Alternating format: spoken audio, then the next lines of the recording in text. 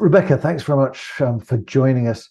You've been looking at the senior living side there at BNP Paribas, and there's a significant demand and opportunity in both the UK and across Europe, but it's often been seen as a build for sale model.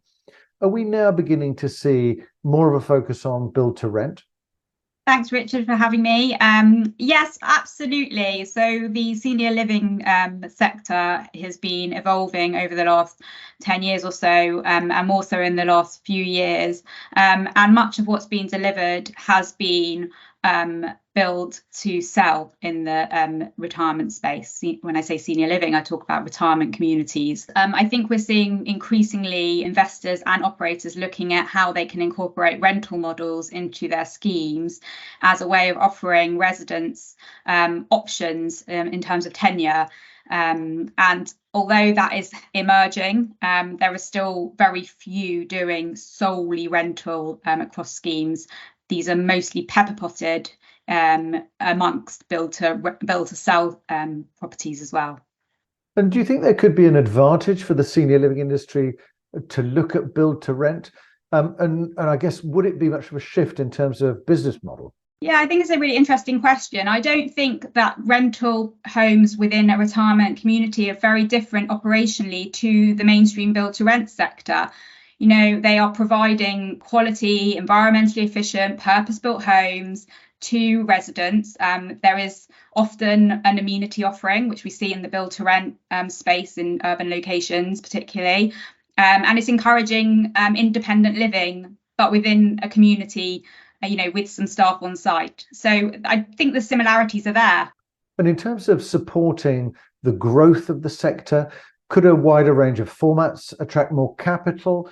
Are there currently barriers to driving the sector forward? What's your take on that, Rebecca? I think investors are still concerned with the reputational risk associated with homes for older people. And that's despite the fact that this sector is for people of a retirement age. So it's far removed from care homes. Of course, care is for the elderly is a much more sensitive issue. So I think there is that element. But I would say that there's probably less barriers and more a reluctance from build to rent investors because they already know what they're doing in the build to rent space, and there's a huge opportunity still in the build to rent space for them. The surface has barely been scratched. I think we estimate that build to rent delivered homes only accounts for 1% of the total housing market in the UK. So there's still huge scale for investors there. I also think that there's still an education piece, not necessarily amongst investors, but across the local authorities with planning teams and the consumer and the residents that will be moving into these homes, and of course their families who are often very involved in the decision making.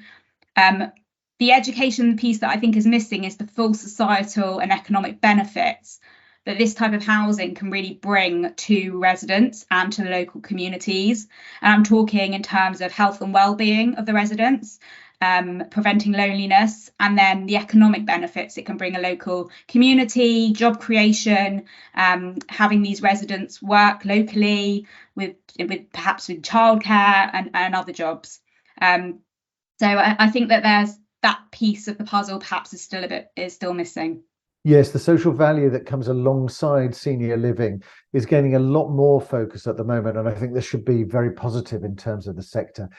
Thanks very much for joining us, Rebecca. My pleasure. Thank you.